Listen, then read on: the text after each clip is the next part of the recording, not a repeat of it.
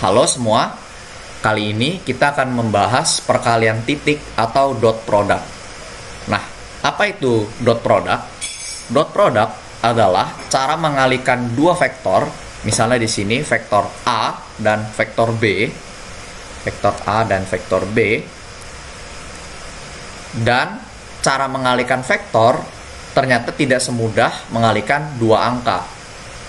Di sini ada dua cara mencari hasil dari dot product, yaitu pertama, kita mengalihkan besar dari A. Ingat kalau ada garis-garis vertikal di samping kiri dan kanan, itu artinya besarnya saja. Jadi besarnya A dikali besarnya B dikali cos theta, di mana theta adalah sudut di antara kedua vektor tersebut. Misalnya di sini ada gambar, ini adalah vektor A misal, dan ini adalah vektor B. Nah, sudut ini kita sebut theta, seperti itu. Nah, selanjutnya ada cara lain, yaitu mengalihkan masing-masing komponen dengan komponen yang di arah yang sama dari vektor yang lain. Di sini kalau ditulis AX BX ditambah AY BY ditambah AZ BZ. Jadi sesama komponen X dikali ditambah sesama komponen Y dikali ditambah sesama komponen Z dikali. Nah, di sini AX BX, AY BY dan AZ BZ ini tiga-tiganya angka ya. Ini angka, ini angka, ini juga angka.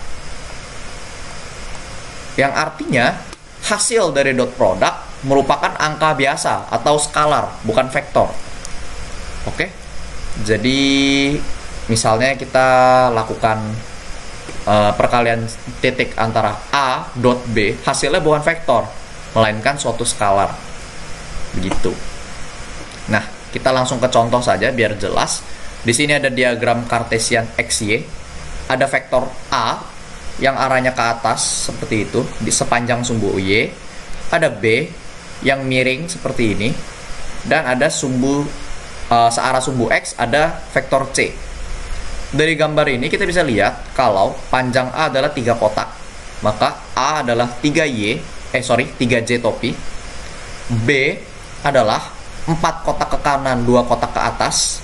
Kalau kita lihat di sini ada 1, 2, ada 2 kotak, dan ke kanan ada 1, 2, 3, 4, ada 4 kotak. Jadi kita bisa menuliskan B sebagai 4I plus 2J. Sedangkan C adalah 2I, yaitu 2 step ke kanan ya, 1, 2. Oke, searah sumbu X. Ketika kita melakukan A dot B, sederhananya ya kita kalikan saja. Di sini AX sama dengan 0 ya. Soalnya kalau kita mau tuliskan ini secara detail, sebenarnya ini ada 0I dan 0K. Tapi karena 0 kita tidak tulis, sama juga dengan mungkin untuk contoh ini kita tidak butuh K. Kenapa? Soalnya ini 2 dimensi, jadi kita tidak harus peduli tentang arah Z, hanya arah X dan Y. Namun tetap saja harusnya ada arah I.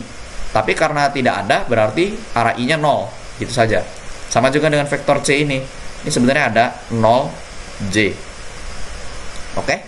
Jadi, vektor A memiliki komponen X 0 dikali komponen X-nya B ada 4. Ditambah komponen Y-nya A ada 3. Komponen Y-nya B ada 2. Oke? Jadi 3 kali 2. Oke. 0 kali 4 ditambah 3 kali 2 hasilnya adalah 6. Berarti hasil dot produknya adalah 6. Nah, di sini kita lihat bahwa ini adalah skalar ya. Ini adalah skalar. Jadi, hasil dot adalah skalar.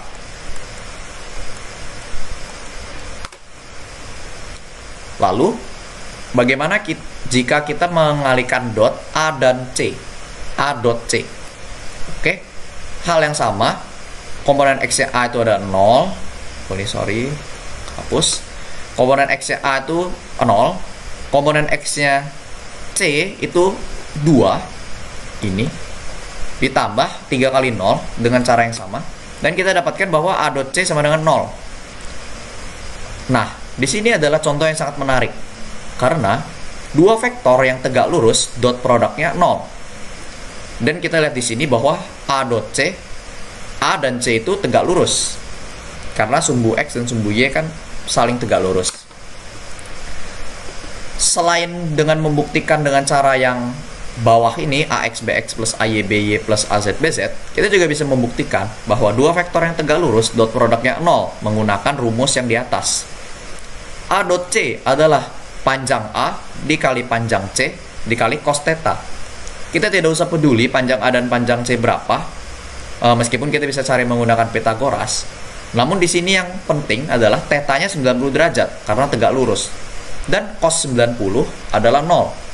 Jadi, untuk panjang A dan C berapapun, A dot C pasti 0 karena mereka tegak lurus. Di dot product, kita sering akan mencari panjang dari suatu vektor. Misalnya, kita punya vektor V, misalnya 3i plus 2j. 2 dimensi saja, biar mudah. Atau mungkin 3 dimensi, biar lebih jelas, 5k misalnya. Nah, di sini panjang V sangat mudah, akar dari 3 kuadrat tambah 2 kuadrat tambah 5 kuadrat, seperti di bagian pendahuluan. Oke, seperti itu ya. Ini bisa dicari, ini akar 13, 9 tambah 4 ditambah 25 ya, berarti ini akar dari 38 ya. Betul tidak? 25 tambah 4 tambah 9 ya, 38. Atau ya tidak bisa disederhanakan lagi sepertinya. Nah, bagaimana jika kita punya vektor A kecil misalnya, dan vektor ini minus 3i minus 2j plus 5k misalnya. Jadi beberapa tanda plus kita rubah jadi minus. Apa yang terjadi? Well, cara menghitungnya sama persis ya. Karena min 3 di kuadrat, ya tanda minusnya kan hilang. Oke, karena minus dikali minus hasilnya plus. Ya, jadi hasilnya sama saja, akar 38. Jadi jangan khawatir apabila ada minus, tinggal masukkan saja ke rumusnya. Karena rumus aslinya kan panjang vektor V misalnya, itu kan akar Vx kuadrat ditambah Vy kuadrat ditambah Vz kuadrat. Jadi apabila Vx minus ya tidak masalah, karena minus dikali minus atau minus di kuadrat menjadi positif. Oke, mungkin demikian saja. Terima kasih.